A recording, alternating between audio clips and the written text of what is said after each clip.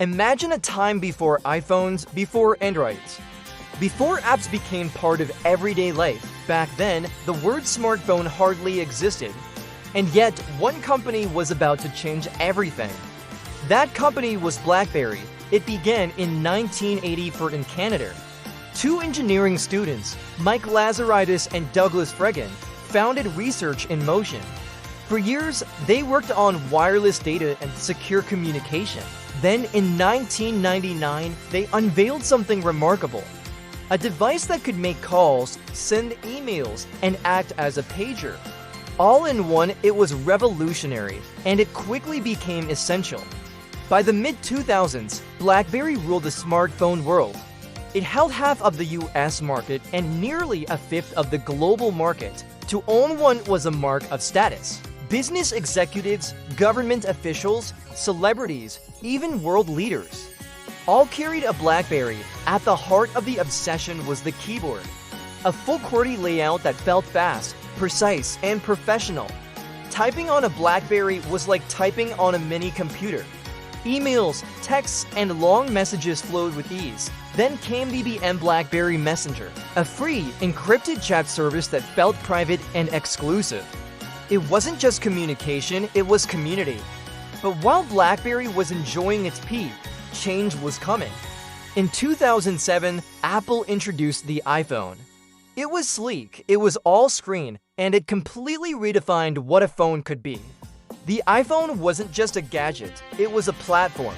The App Store turned it into a universe of endless possibilities. Games, social apps, tools, entertainment, everything in your pocket. Consumers loved it, developers rushed to build for it. And suddenly, BlackBerry looked old. Instead of adapting quickly, BlackBerry dismissed the iPhone as a toy.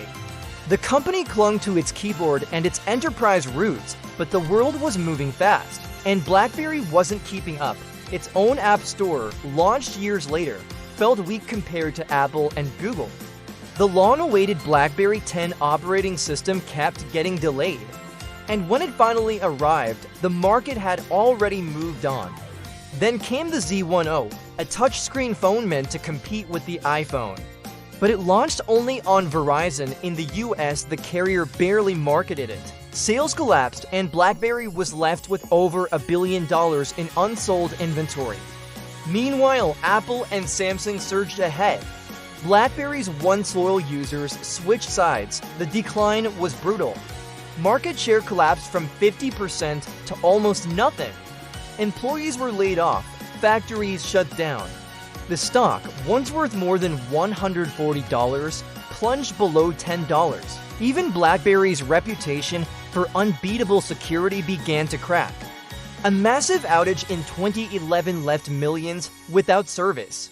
High-profile breaches shook consumer trust. And when even President Obama, one of its most famous users, moved on, the message was clear: the BlackBerry era was over. But the company did not disappear. It reinvented itself. It gave up the hardware fight and focused on what it knew best: software and security. Its QNX operating system found a new home in cars, in hospitals, in factories.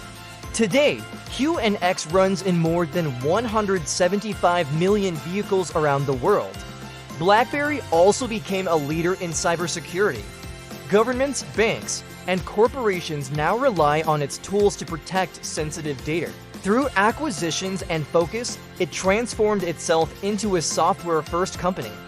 BlackBerry no longer rules our pockets, but behind the scenes, it protects critical systems we use every day.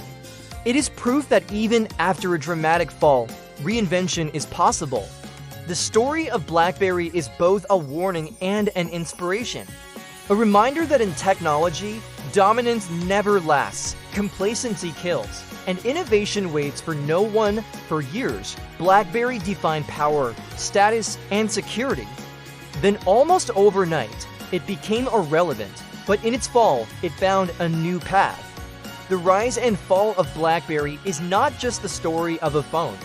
It is the story of how fast the world can change, and how even giants must adapt or fade away.